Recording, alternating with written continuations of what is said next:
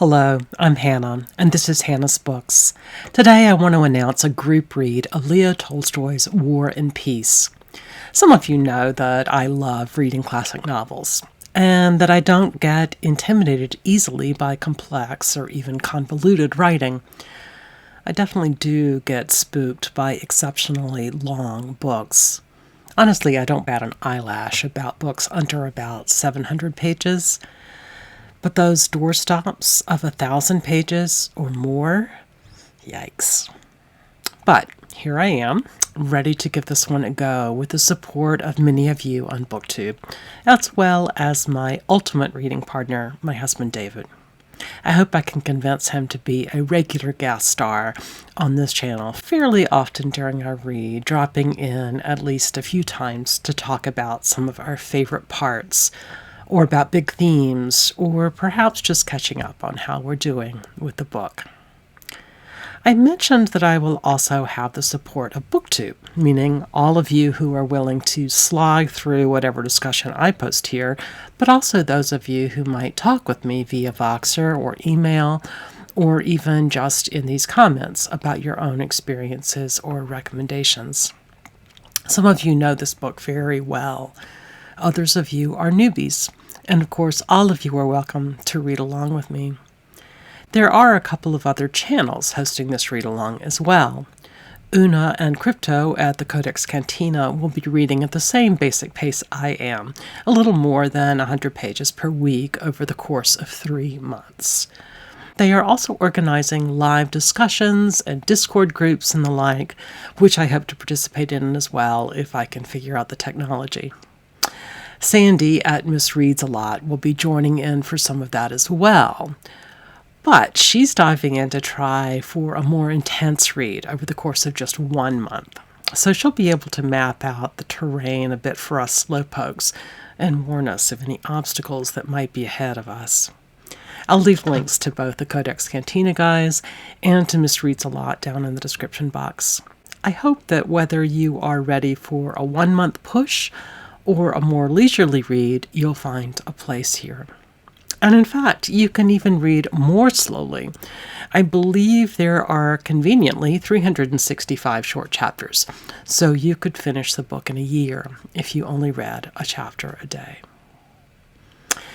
If you're thinking about joining in, perhaps one of the first things you might want to do is decide which translation you want to read. In a future video, I might explore some of the options in more detail, reading out specific passages in assorted translations. Would any of you be interested in that kind of video? I suspect it would help me decide which one to read at the very least. For quite some time, I've had a few different editions on my bookshelf. Years ago, I briefly had a book blog. I was lucky enough to win a couple of prize giveaways, including 2 different, relatively new translations of Tolstoy. The Pevere and Valkonsky, and Amy Mendelker's revision of the classic Louise and Elmar Maude translation.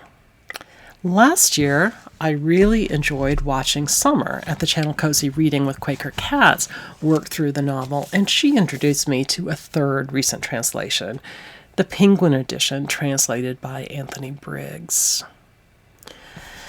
There are also a few older translations out there. For $2, I bought an ebook version of Anne Dunningham's translation, which I believe used to be available in a Signet Classic mass market paperback. I can't imagine a mass market this thick holding up very well through an entire read, but I can imagine I might want an e-copy for times when I want to read in bed. I'm not certain I'll want to go back and forth between translations regularly, but I'll probably give it a try at least once or twice.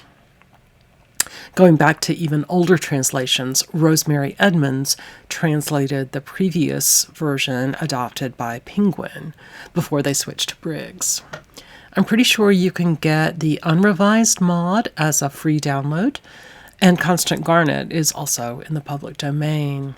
There's a Modern Library edition of the Garnet translation with an introduction by the author A.N. Wilson, whose works I often don't especially like, but he's certainly a well-respected scholar. I would love to see a copy of that one. At any rate, I'm hoping to convince David to read one translation while I read another, so we'll be able to compare notes.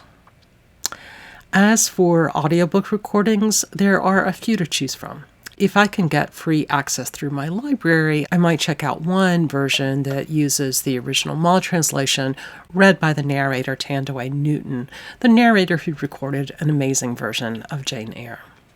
I'm not a huge audiobook fan, especially for serious fiction, but I might try to listen to at least a bit. My understanding is that the original Mall translation anglicizes all the names and turns all the French sections into English in the text rather than providing translations and footnotes. I can imagine that both of these choices might work especially well in an audio version, even if the version is, quote, less authentic, as many have described it.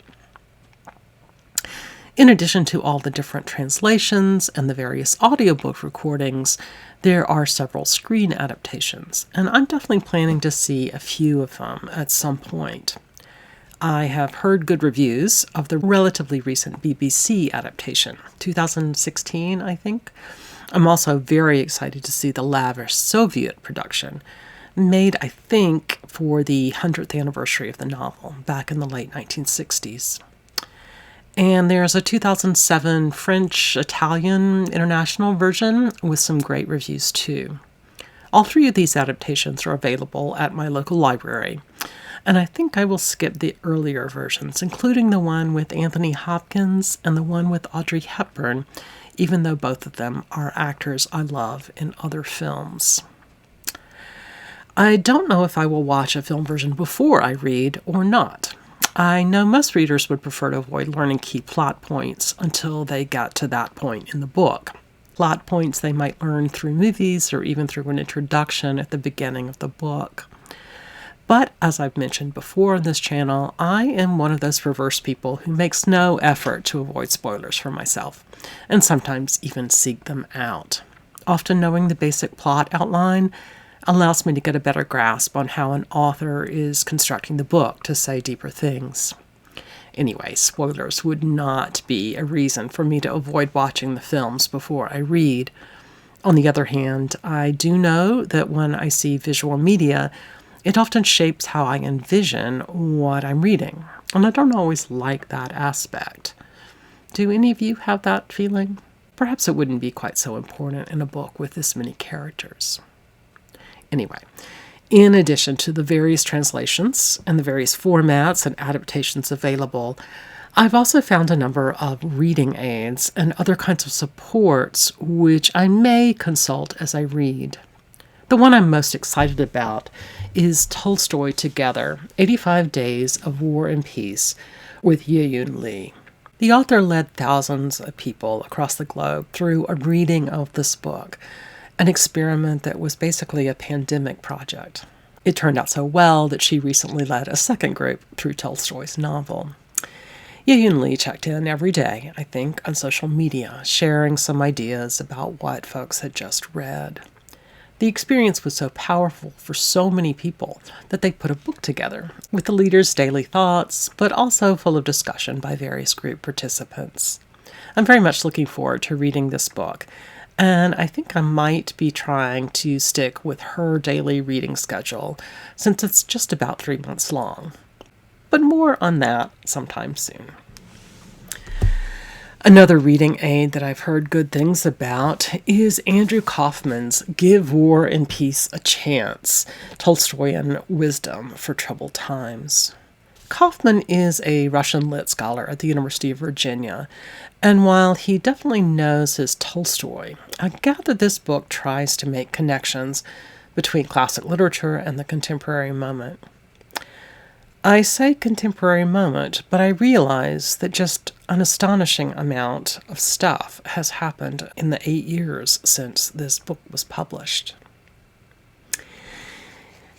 In addition to these two books are a vast array of websites and Facebook groups and the like. I haven't explored it yet, but I'm intrigued by the How to Eat an Elephant group hosted through the Center for Lit.